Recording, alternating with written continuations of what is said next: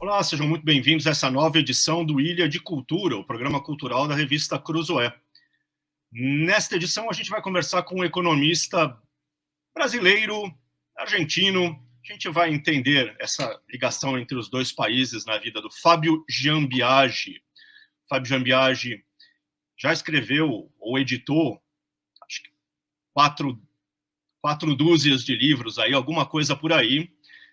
Muitos, a maioria deles, voltados para finanças, para a história da economia brasileira, para as questões previdenciárias, que é um tema que ele estuda bastante, mas ele também tem livros para um leitor mais geral, que são coletâneas de frases, as duas coletâneas de frases, aforismos, pensamentos que ele fez em parceria com o Gustavo Franco, outro economista, né?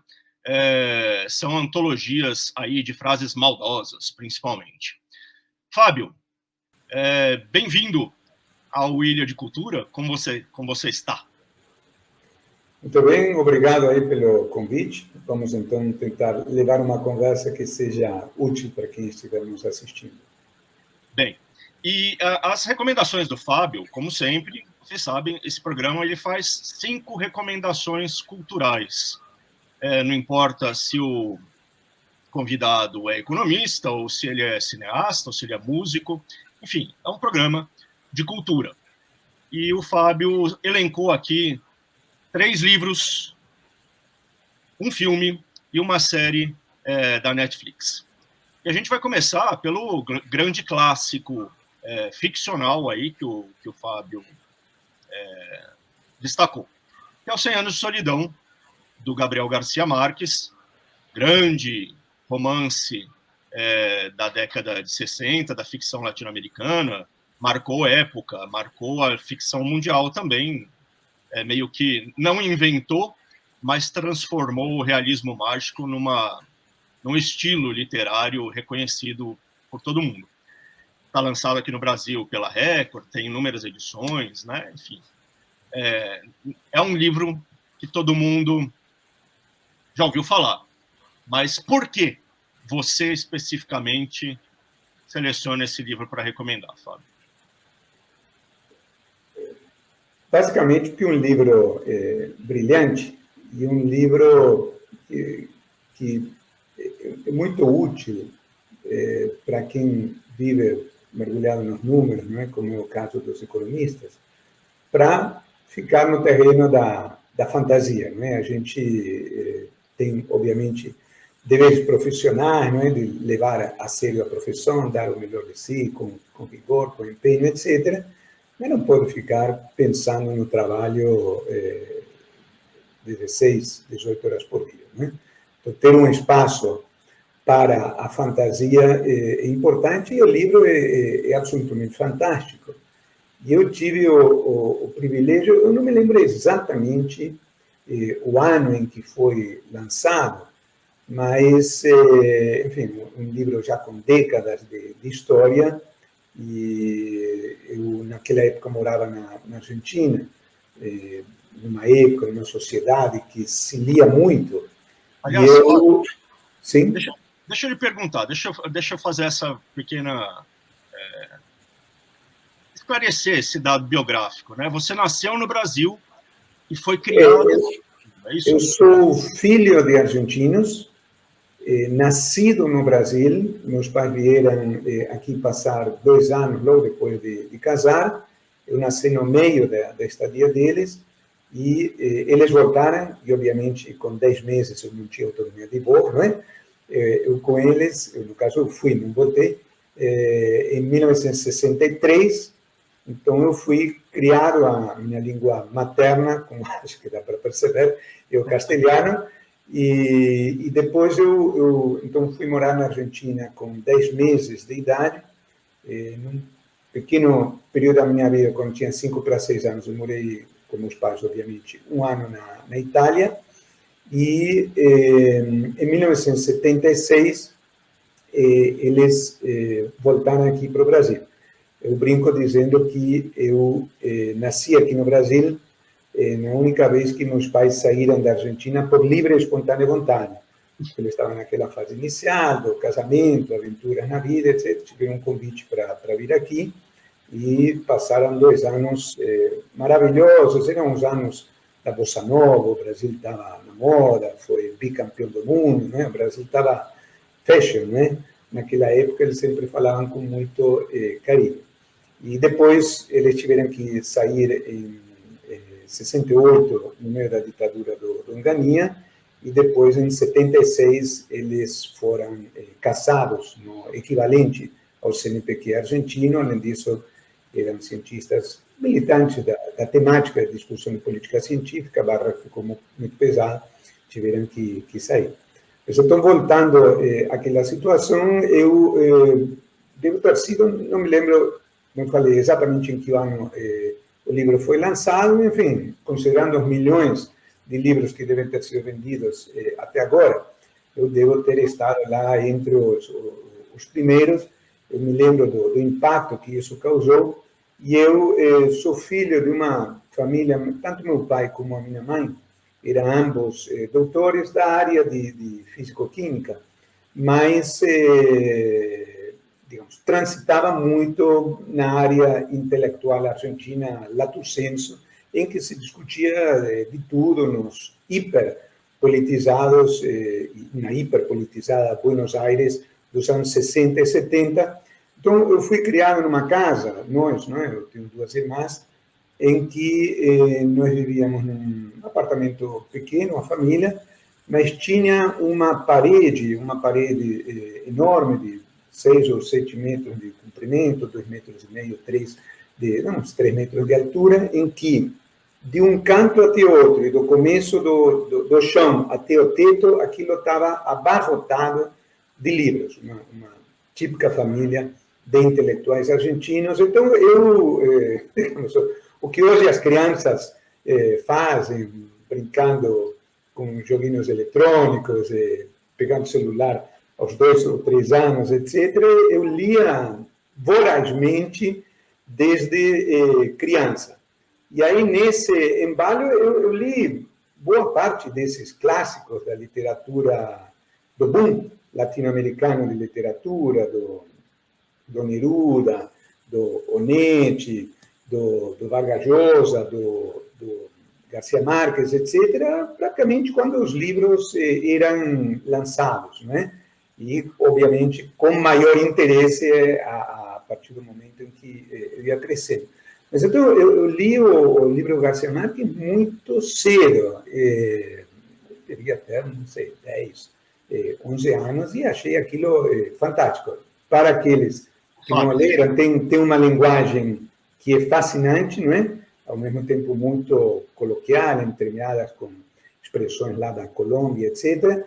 E o Garcia Marques era um escritor que, inclusive, nas suas N entrevistas, várias vezes, eu me lembro de ter lido declarações dele de que ele ficava semanas pensando na primeira frase e muitas vezes na frase de fechamento. E a primeira parágrafo de 100 anos de solidão é um dos parágrafos mais famosos da literatura universal. Né? Então, aquilo é muito bonito. O menino vendo a chegada do gelo pela primeira vez, não é isso? Na cidadezinha dele. Não, é sobre... durante muitos anos, o coronel Aureliano Buendia se lembraria daquele ano em que, aí, os detalhes nessa altura do campeonato, já estou falando algo 45 anos atrás, não me lembro exatamente, mas a frase choca. E o final também, não é? Que aí fala de uma segunda oportunidade sobre a Terra, etc., que, inclusive, depois, quando ele, muitos anos depois, recebeu o Prêmio Nobel, aí já com engajamento político, etc., aí ele faz alusão, um gancho interessante, ele faz alusão a essa frase famosa dele, e dizendo que esperemos que as classes despossuídas tenham uma segunda oportunidade sobre a Terra. É muito bonito. O livro é de 67. Então, você disse que você... Não, então, aos 5 anos, com certeza, não li. Mas esse livro, então, causou furor durante muito tempo. Deve ter sido lançado na Argentina algum tempo depois, então devo ter lido, sei lá, talvez com 10 anos. E esses livros ficaram na moda durante muitos anos.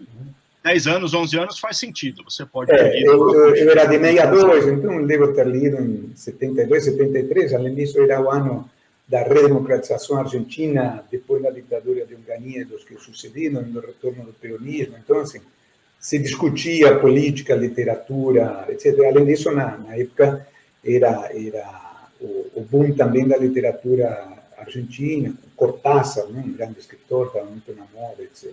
Aliás, uma coisa que eu ia lhe perguntar, você não pôs nenhum livro argentino, nenhum autor argentino na sua lista. Por quê, hein? Os autores argentinos são pouco conhecidos aqui no Brasil, certamente menos do que gostaria e eles merecem. Aí, enfim, foi a ideia de tornar, digamos, isso um pouco mais ecumênico, né? Mas, não, eu poderia citar, eu sou fã, eu li tudo do Cortázar, não tudo, mas boa parte da literatura de Borges, não é? E o Borges tem uma frase, eu não consigo dizer exatamente de memória, mas dizendo que um escritor pode ser conhecido para a posteridade por uma frase, por um livro ou pelo conjunto da obra, né? E aí eu diria que pelo conjunto da obra, a Argentina tem alguns monstros sagrados, o Borges é um monstro sagrado, o Bioy Casares é um monstro sagrado, o Cortázar é um monstro sagrado e outros. Tudo bem. Bom, e você volta de tempos em tempos ao livro do Garcia Marques, aos 100 Anos de Solidão, ou é um livro que você não releu depois dos anos? Não, eu confesso que me arrependo de ter lido alguns livros muito cedo, né? Eu recentemente dei uma palestra para estudantes e aí no final me permiti, que queria entender melhor o Brasil, etc., fazer uma seleção de 8 ou 10 livros para entender o Brasil. E aí no final falei, olha, mas são livros para ler no mínimo com 40 anos de idade, né? Porque certamente a gente tem melhores condições de compreender isso. Mas eu um pouco com a visão de que a vida da gente é curta e que temos que aprender muito, eu não tenho a prática de voltar a reler como um todo livros. Obviamente, pego, releio algumas coisas, trechos, procuro frases que eu me lembro, eu tenho que identificar exatamente onde que estavam, qual página, etc. Mas acho que em toda a minha vida eu jamais reli um livro na íntegra, então não voltei a eles, né? Mas eu li muito cedo, assim, um pouco pelas particularidades da família, daquele momento da Argentina, etc. Não recomendaria isso para os outros, certamente não recomendei e não fiz para o meu filho. Acho que na infância a criança tem que jogar bola e eu também joguei muito bola, tá? Agora eu sou um perna de pau há muitos anos, né? Mas naquela época eu fiz isso. Mas, enfim, não tinha todas essas diversões eletrônicas que a garotada tem hoje. Isso é interessante, né? Tem aquela velha história, né, de que cada vez que você relê um livro, você lê de maneira diferente, né? Sim, porque a vida mudou e tudo mais. Mas é um livro que te marcou, provavelmente deixou um certo sabor, assim, né? Uma certa impressão na sua cabeça, mais do que um conhecimento mais decantado, mais profundo de como ser. Sim, a percepção de como as palavras podiam ser elencadas de forma a gerar uma impressão muito grande no leitor, né? Até então, eu tinha lido livros que a gente é obrigado a ler na escola, não é? Mas essa percepção de que você podia fazer maravilhas com com a palavra, assim, foi um pouco transformadora. De certa forma, explica um pouco aquilo que eu me tornei, alguém que lida muito com a palavra escrita. Né? Aliás, curiosidade, qual que é na Argentina, para uma criança que está indo para a escola na Argentina, talvez seja diferente hoje, mas na sua época, qual era o equivalente ali do José de Alencar e do Machado de Assis? Qual era o autor? Quais eram os autores clássicos obrigatórios para um estudante? Eram mais os espanhóis, né? Literatura espanhola, e alguns poetas, pelo menos veja, eu comecei a ir à escola na Argentina na pré-história, né, no 1967, 68. Então, não se lia Borges, até porque Borges, enfim, começou a ficar mais famoso mais depois, não é? Muitíssimo menos se lia Cortázar. Então, assim, tinha escritores como Baldomero Fernández Moreno e outros mais, acho que se perdem nas brumas da memória, fica muito pouco realmente para o menino, né? Ou menina. Tudo bem. Todo país tem os seus escritores chatos que são enfiados garganta abaixo das crianças, né? A Argentina... o que muitas vezes é uma injustiça com os escritores, que são bons escritores, mas que são colocados de uma forma talvez inadequada do ponto de vista pedagógico. Né? Tudo bem. Bom, a sua segunda recomendação já é completamente diferente. É um filme do Ettore Scola, um cineasta italiano, A Família, La Famiglia, né? No original. É um filme ali do final dos anos 80, 87, por aí, 87, 88, alguma coisa assim. Por quê? E o filme pode ser visto na internet, na íntegra, tem serviços de streaming que estão passando. Então é possível encontrar o filme. Aí, normalmente associado à história, digamos, seja por essa origem familiar, seja pelo interesse em si, eu acompanhava muito cinema espanhol e cinema italiano, teve grandes diretores fantásticos, etc. E esse filme, ele fala da família, basicamente ele descreve a evolução de uma família, então mostrando inicialmente menino, como ele se relacionava com os pais e avós, e o filme vai passando, e o menino depois vira um pai, depois vira um avô, e lá no fim morre, quando ele, por sua vez, assiste os filhos terem pais, terem netos, etc, etc. Né?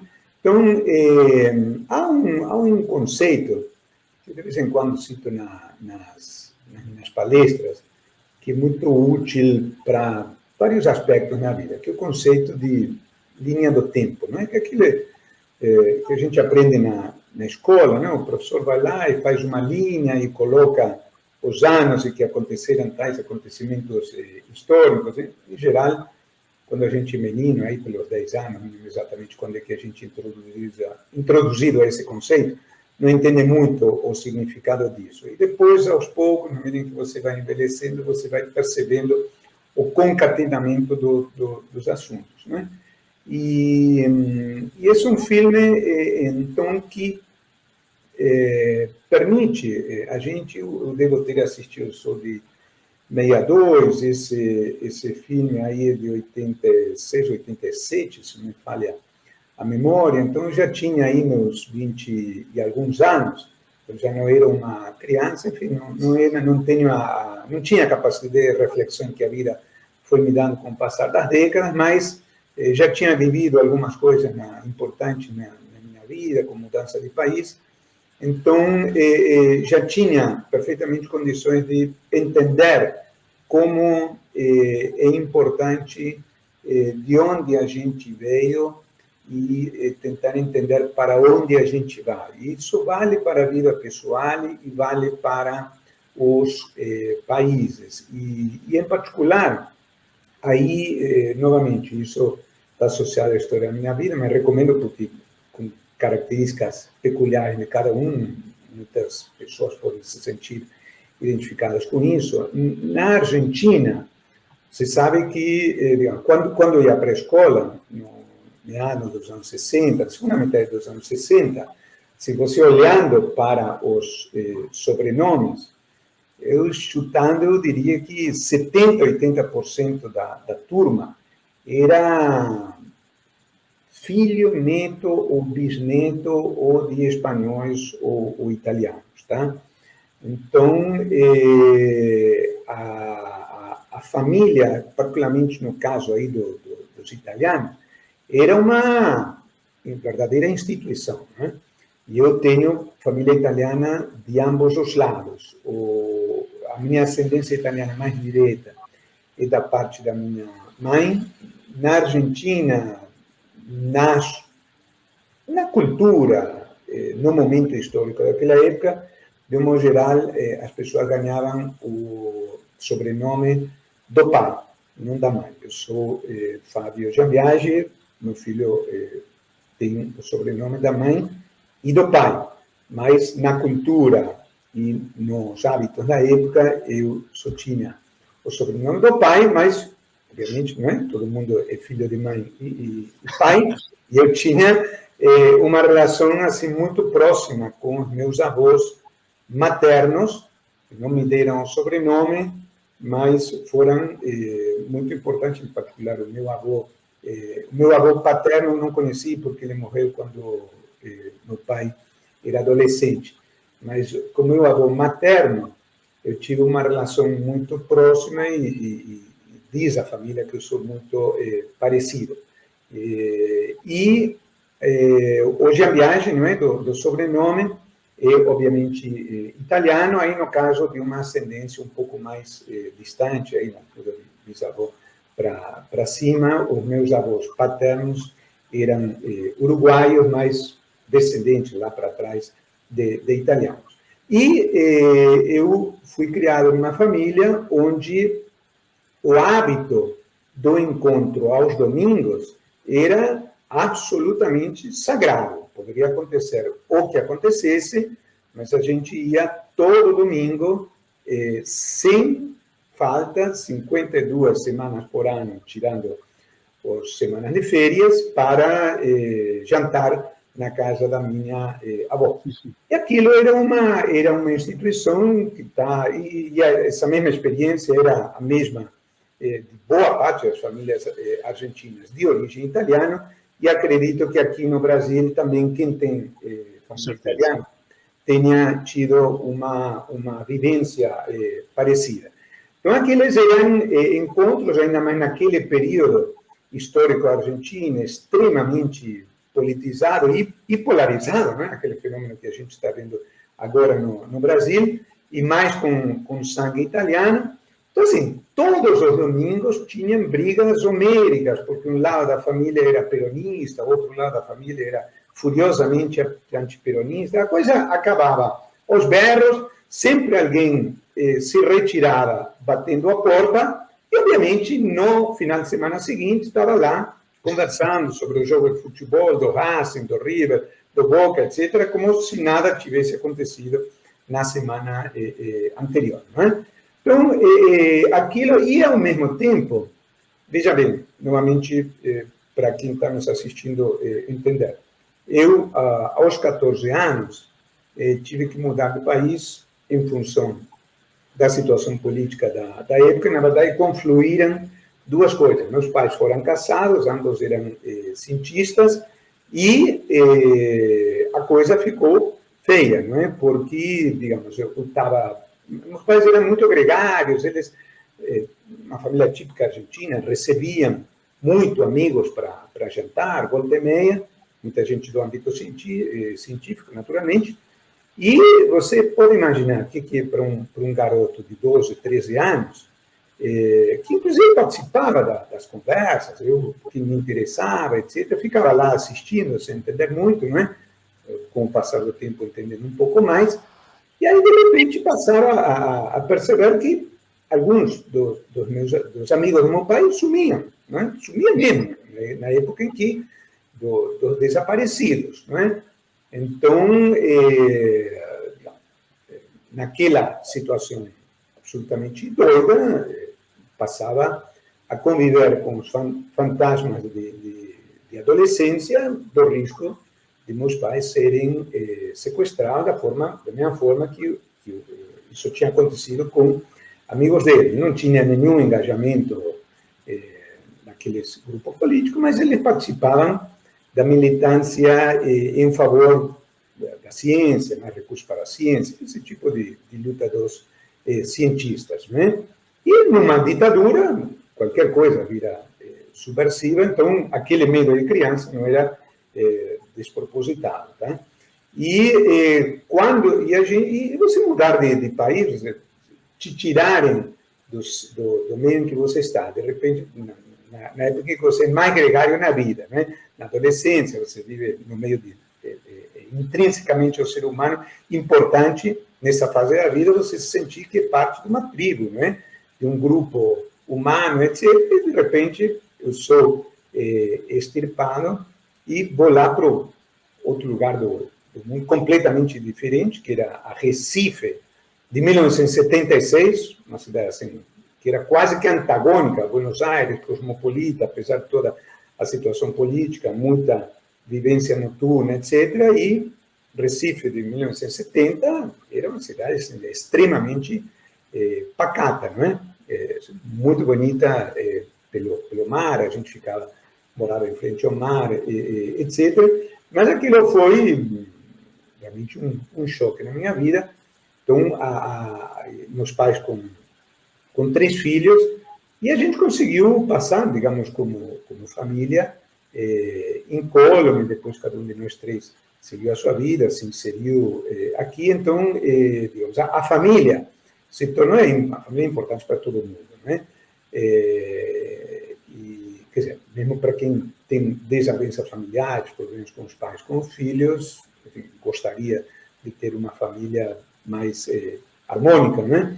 E então na minha vida foi importante, por isso que esse filme me marcou tanto. Fábio, uma coisa, você estuda muito previdência, né? Sim. E previdência, de certa forma, é um pacto entre gerações, né? Sim. Uhum. Pode ser vista dessa maneira, né? Só que as pessoas não entendem isso em geral, né? As pessoas não entendem que quando brigam muito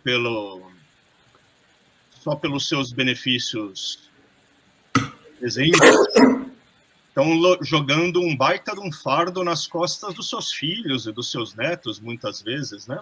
Sim.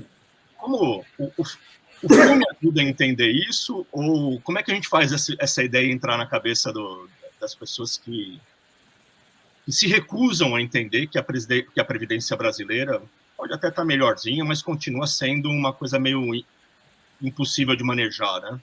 Olha, a analogia que eu faço muito nas minhas palestras, e isso está cada vez mais na moda, né? Pela ênfase que tem sido dada ao segundo aspecto, é com a crise climática, né? Que é algo que se fala todo dia em todos os âmbitos e todos os países. Eu digo o seguinte, olha, o mundo hoje é praticamente o mesmo em termos ambientais que o do mês passado. Mas o mundo hoje, creio que concordamos todos, se depende da ação humana, não? Enfim, tem uma certa controvérsia, etc. Mas o mundo hoje, assim, é completamente diferente em termos ambientais do que era 30, 40 anos atrás. Até 20 anos atrás, enfim, dormia sem necessidade, vivia sem necessidade de ar-condicionado. Hoje, passo 6 meses do ano dormindo com ar-condicionado, ou seja, a vida é inimaginável sem isso, sem um desconforto total, porque o mundo está mais quente do que no passado.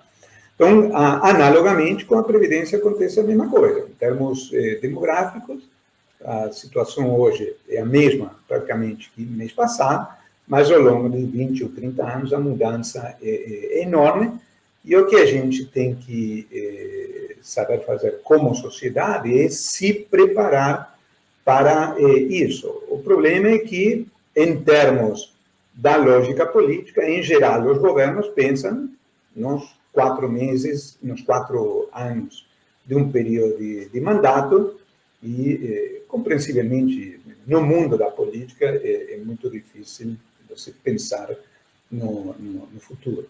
E aí, se você me permite, então, fazer o gancho, né, que é apropriado para introduzir o terceiro tema, que é o livro Getúlio. Né? Por que isso está associado com o que a gente discutiu agora? Porque Só para eu explicar, o livro que você vai recomendar é a biografia do Getúlio, escrita pelo Lira Neto, em 2 volumes. 2 volumes ou 3? 3 volumes, isso. É um livro muito bom. Digamos, a associação com que a gente vinha falando é que, nas minhas aulas, nas minhas palestras, eu, às vezes, assim, recrio um diálogo imaginário, ficcional, lá pela década de 30, entre o Getúlio e um assessor. E eu fico imaginando assim, um país inteiro a construir, não é? Não havia estradas, não havia comunicações, não havia integração entre os diferentes lugares do Brasil, e eram os tempos das chamadas caixas de aposentadorias, que muitas vezes algumas organizações profissionais se reuniam e começavam a se acumular fundos no que hoje seria um fundo de pensão para sustentar a aposentadoria futura e não o pagamento dos aposentados, que naquela época eram muito poucos, não é? Porque a aposentadoria, digamos, na história, é um fenômeno relativamente moderno. Aí eu ficava imaginando o Getúlio, né? Perguntando aí para um assessor, mas me diga, tchê, todo mundo me pedindo recursos, verba, etc. E eu fiquei sabendo que o fulano ministro tem lá se acumulando embaixo dele um monte de recursos, tchê, mas para que isso? Aí você imagina um assessor dele, não, mas presidente, aquilo é para pagar os aposentados. Mas quando? Na década de 1970. E esse diálogo ocorrendo em 1930. Então, a gente já sabe o final da história, não é?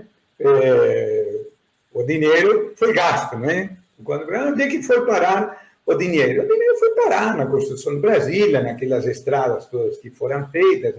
Só que aí o problema é que, uma vez que você introduz o pecado capital, não é, de utilizar os recursos que deveriam ser utilizados para a aposentadoria futura, depois você entra no que se chama, no debate previdenciário, regime de repartição, em que, na prática, quem sustenta os aposentados não são recursos acumulados no passado, e sim os recursos que você tira de quem está trabalhando naquela ocasião. Mas não quero falar sobre a Previdência, quero falar sobre Getúlio. Então, o que ocorre? Quando eu chego ao Brasil aos 14 anos, passo um ano no Recife, depois venho aqui para o Rio em 77, completo o ensino médio, depois ingresso na faculdade, faço economia, me torno, modestamente, um pequeno participante do debate, e aí, ao mesmo tempo, com essa vivência binacional, etc., então, eu passo a pensar muito no Brasil. Tive o privilégio de ler vários ótimos livros sobre o Brasil, e esse livro, essa trilogia do Getúlio, escrita pelo Lira Neto, basicamente, se não me falha a memória, o primeiro capítulo pega o Getúlio desde a sua infância até 1930, quando ele toma o poder. O segundo volume é sobre 1930 a 45, é a versão Getúlio ditador, e o terceiro vai desde uma espécie de exílio dele em São Borja, quando sai do poder, até o retorno, o governo dele em 51, 54, e todas aquelas circunstâncias que levam ao suicídio dramático em agosto de 1954. E o livro, eu tinha, quando você, Carlos, me convidou, só para situar quem está nos assistindo, eu comecei a te perguntar um pouco, e aí eu tinha te proposto, eventualmente, uma série de outros 5 livros que fosse uma reflexão específica só sobre o Brasil. Depois, na nossa interação, a gente acabou fazendo esse mix um pouco mais variado, Mas se eu tivesse que escolher 5 livros para entender o Brasil, sem dúvida nenhuma, essa trilogia seria um deles. Em algum livro meu, se não me falha a memória, eu tenho uma seção em que eu titulo Getúlio, vírgula, o inventor do Brasil, algo assim.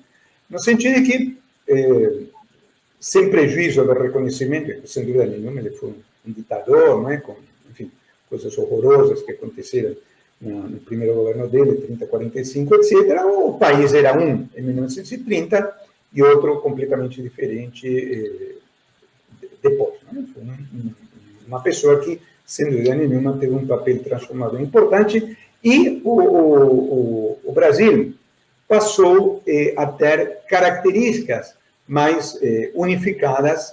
O Brasil, até 1930, na verdade, era um agregado de diferentes estados em que Rio de Janeiro, São Paulo e Minas, né, de alguma forma, dividiam o poder político. Depois se integra o Rio Grande do Sul, especialmente a partir da época do Getúlio, e com pouca importância do resto. Não é? E a partir do momento em que você começa a fazer obras, projetos de integração, etc., que você pode falar de fato de algo mais parecido com uma nação. Né? Então, é um livro que, embora eu tenha lido mais recentemente, né, um livro recente, meados, se não me falha a memória, da década de 2010, um pouco depois, um livro que ajuda muito na tarefa de entender o Brasil. E aí, fazendo associação com o filme A Família, né? Da mesma forma que é importante para qualquer ser humano entender de onde veio, para entender com isso, com a leitura desse livro, de onde o Brasil veio e tentar entender para onde vamos. Bom, e a sua quarta recomendação volta para a Argentina, certo? Que é Vientos de Agua, que é uma série da Netflix sobre a Argentina, não é isso? Aí eu confesso que eu coloquei especificamente pelo fato de estar me marcando muito, porque eu estou vendo ele agora. Tá? São 13, 15 episódios, eu ter visto uns 10. É uma série de um diretor argentino muito conhecido, o Campanella, que fala do movimento de imigração, mas no caso não italiana, e sim espanhola, mostrando o movimento de imigração da Espanha, muito no contexto muito difícil dos anos 30 na Espanha, com muita miséria, depois a Guerra Civil, etc. Um movimento muito forte de imigração para a Argentina, na época próspera argentina, os anos dourados, quando era um dos países mais ricos do mundo, pujante, crescendo, muitas oportunidades de emprego, de trabalho. E aí, o que ocorre? Tem muitas famílias que saem de uma situação pessoal, familiar, econômica extremamente difícil, próxima da miséria, que chegam na Argentina com uma mão na frente e outra atrás para fazer América, não é? Como se dizia antes, que conseguem fazer um progresso, não é? Evoluem, cada um monta a sua casinha, eventualmente algumas famílias progridem mais particularmente do que outras, têm filhos, os filhos vão para a universidade e aí, na última etapa, que são justamente a segunda parte da série, o que ocorre? É um movimento exatamente oposto, da migração daqueles netos ou bisnetos de espanhóis que saem da Argentina pelas dificuldades, pelas frustrações, pelos fracassos das últimas décadas e migram, no caso aí, no contexto da série, para a Espanha.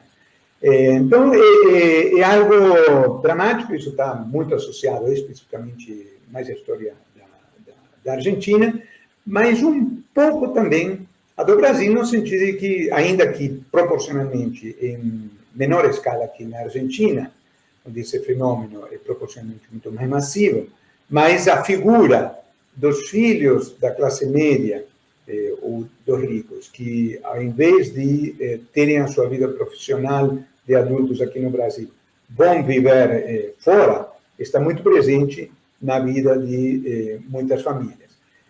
Sendo que na Argentina, em particular, está associado a um fenômeno que é muito característico da Argentina e é muito dramático, tá? Que é o fenômeno do empobrecimento, porque a pobreza, e especialmente a miséria, são realidades sociais terríveis, tá? Mas, sem deixar de reconhecer a dramaticidade disso, uma coisa é você nascer numa família pobre, ser pobre a sua vida toda, ficar sendo um aposentado pobre, você de alguma forma já nasceu naquele meio, está acostumado, é muito ruim, tá? Mas tem uma coisa que, do ponto de vista assim psicológico, tá?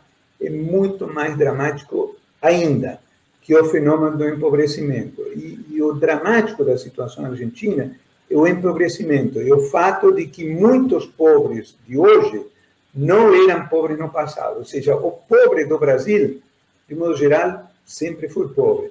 O pobre da Argentina é uma pessoa que no passado era de classe média, tinha plano de saúde, não tem plano de saúde, colocava os filhos na escola melhor paga particular, hoje tem que colocar numa escola pública com um monte de problemas, viajava para o exterior, fazia turismo, hoje não tem condição de tirar férias nem sequer num balneário próximo, etc, etc. Então, essa percepção do empobrecimento e da degradação social, que é o contrário da ascensão social. O que é a ascensão social? É a possibilidade de um filho de uma pessoa pobre estudar, ir para a universidade e depois ter uma vida de classe média. No caso da Argentina, o que ocorre é exatamente o contrário. Uma classe média que vira classe média baixa ou pobre e que os filhos, muitas vezes, acabam largando a escola ou virando depois avião do tráfico e com todas essas mazelas sociais. Então, isso, se você tivesse me ligado 2 anos atrás ou daqui a 2 anos, eu talvez não te falaria dessa série, embora seja boa. Mas no momento em que você me chamou, você realmente me pegou. Essa série está, pela minha história, né, pessoal, está batendo fundo. E ventos de água tem algum significado especial? É uma expressão conhecida em... É porque, sem dar spoiler, mas num dos primeiros capítulos da série, naquela época não tinha avião, não é como tem hoje, praticamente não tinha avião, e quando ocorre a imigração lá nos anos 30, as pessoas vinham da Europa para aqui de navio. Então, tem 2 pessoas que depois acabam formando um casal, mas se conhecem no navio, no meio de uma tempestade, e com muitos ventos, e aí alguém fala, os ventos de água, e aquilo chamou a atenção e virou o título. Acaba sendo meio que uma metáfora da... Isso. Uhum. Bom, e o seu último livro daí já foge do continente. Foge do Brasil, foge da Argentina, especificamente. É o Pós-Guerra, do Tony Judd, um intelectual americano, inglês-americano, se eu não me engano, né? Que morreu já, né? Morreu faz alguns anos. Ele tinha essa doença degenerativa. Exatamente. Uhum. Mas foi um livro que foi muito celebrado quando foi lançado em meados da década passada, né? Porque foi considerado uma síntese brilhante mesmo dessas décadas do pós-Segunda Guerra Mundial. Então, por favor. Esse livro, para mim, é muito importante por 2 coisas, tá? Primeiro, eu sou um fã da Europa, tá? Eu morei nos Estados Unidos 2 anos, meu filho é americano.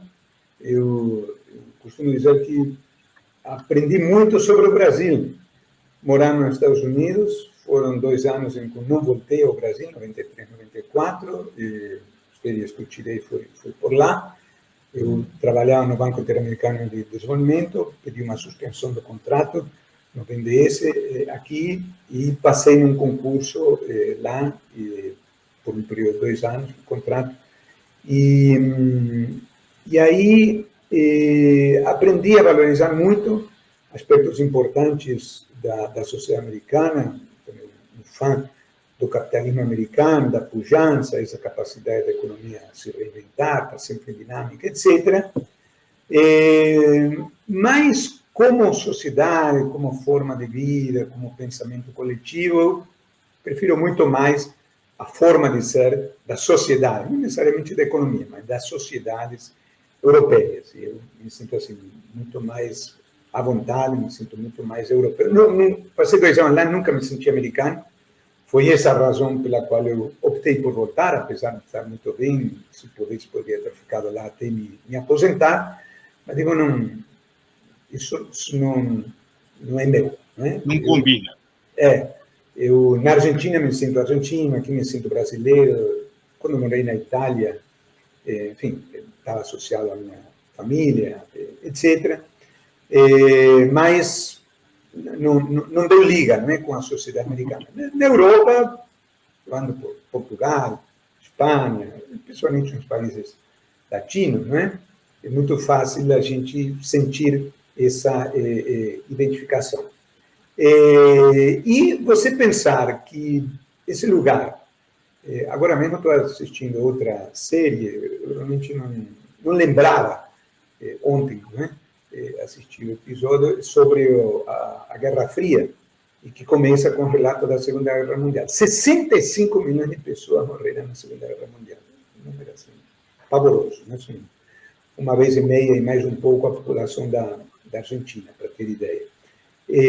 Então, você pensar que essa sociedade que se devastaram, se digladiaram, se canibalizaram, foram capazes de construir essa sociedade exemplar, que no limite tem a mesma moeda, numa parte da Europa, hoje na zona do euro, e, do ponto de vista humano, enfim, num mundo com tantas tragédias, agora novamente com a guerra, é fascinante.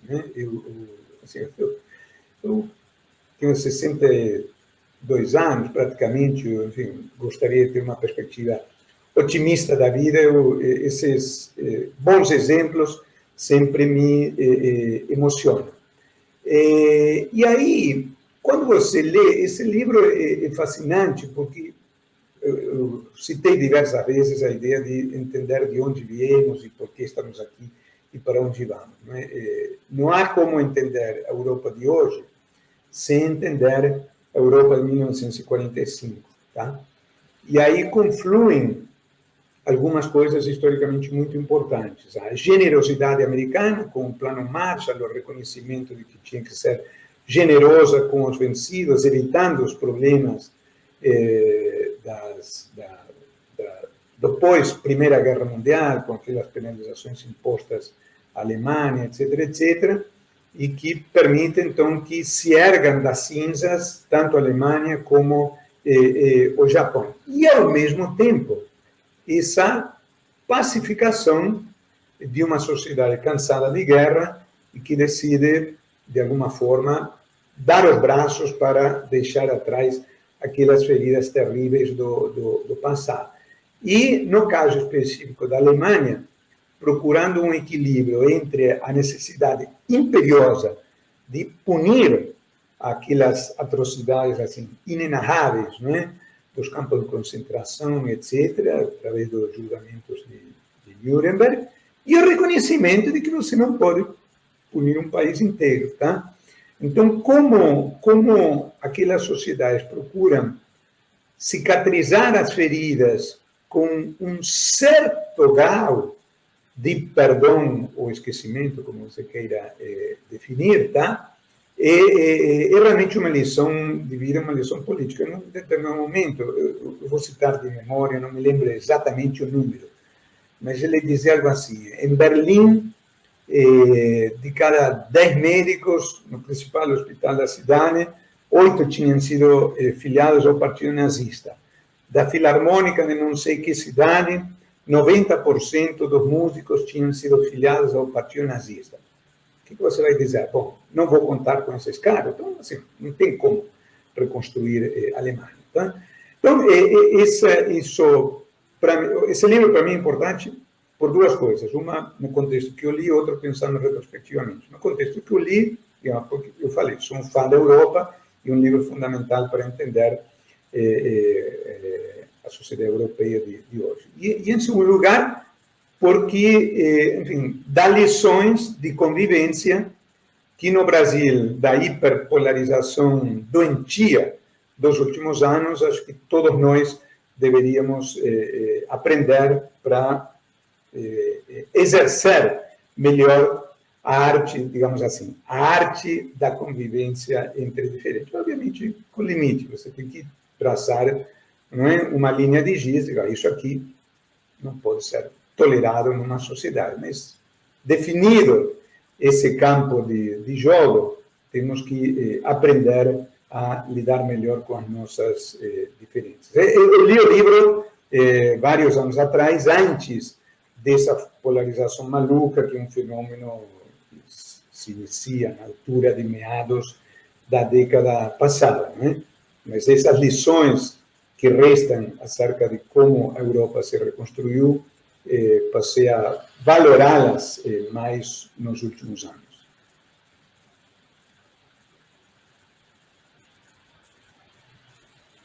Eu me calei aqui, me autocensurei.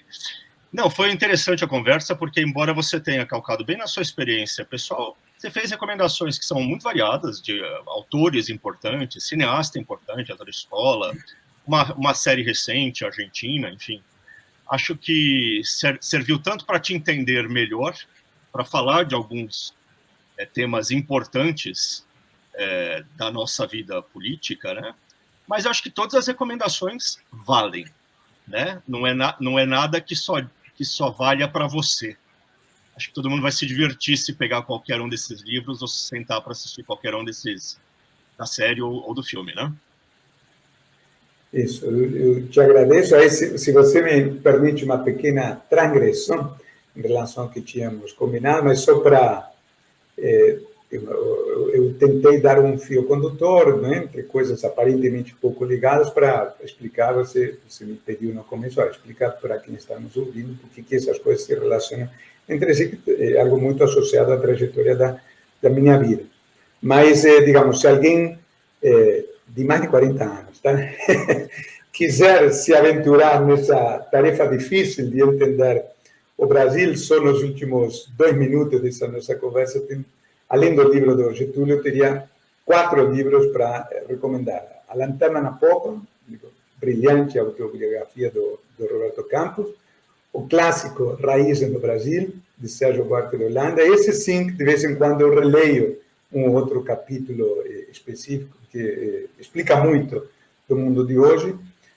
A Cidadania do Brasil, do Zé Murilo de Carvalho, né, falecido recentemente, que deve ser lido em paralelo com Raízes do Brasil, para entender aspectos dessa formação incompleta da nossa cidadania, e um livro que é fascinante, tanto do ponto de vista literário, como do ponto de vista do entendimento político, que é o Chateau, do Fernando Moraes, a biografia do Chateaubriand. Eu discordo em tudo do Fernando Moraes, não é, do ponto de vista político, mas, como se diz na Argentina, ele escreve como os deuses, não é? Ele é um grande autor de biografias e a biografia do Chateau é fascinante para entender o mundo do poder, do relacionamento com meios de comunicação, do papel do mecenato para angariar simpatias, não é? Do mundo das empreiteiras. É um livro muito bom para entender as relações do poder e muito atual. Não, achei ótimo você ter quebrado a regra e feito uma segunda, praticamente um segundo programa esse. A gente pode rolar uma conversa mais longa sobre isso. E daí eu vou então pedir também uma frase, já que você tem 2 livros de frases, você adora colecionar frases, o que você andou recortando aí das suas leituras, ou você acha que se aplica bem ao momento, hein? Você sabe, o Carlos, a gente vai ficando velho aí no mundo de hoje, com esse gap tecnológico em relação às novas tecnologias e às gerações mais novas, não é? Então, assim, alguma utilidade a gente tem que ter, e o fato de ter ficado algumas décadas na estrada, acho que é ainda o diferencial. E aí tem uma frase que eu vou citar como epígrafe, né, de um dos meus futuros livros, que é de um ex-reitor de uma universidade argentina, que tem uma frase muito boa, sob a ótica de nós coroas, tá? Que é uma frase muito engraçada, que diz o seguinte: os professores novos ensinam muito mais do que sabem. Os professores de meia-idade ensinam o que sabem. Os professores mais velhos ensinam aquilo que os alunos precisam aprender, né? Então, assim, o que me permitiu um pouco nessa conversa é filtrar aquilo que eu li e vi nos últimos 45, 50 anos, para tentar passar algumas das coisas que me parecem mais importantes. Muito bom. Muito obrigado, então, por ter topado a conversa. Parece que começamos 5 minutos atrás, tá? A conversa fluiu. Vejam só, os economistas também leem, também veem filmes, também assistem séries. Vocês não imaginavam, né? Uhum. Foi um prazer de novo. Foi um prazer e espero que quem está nos assistindo goste, tá? Um abraço. Um abraço, tchau. E a todos vocês que acompanharam mais esse episódio aqui do Ilha de Cultura, muito obrigado pela audiência e um grande abraço. Até a próxima.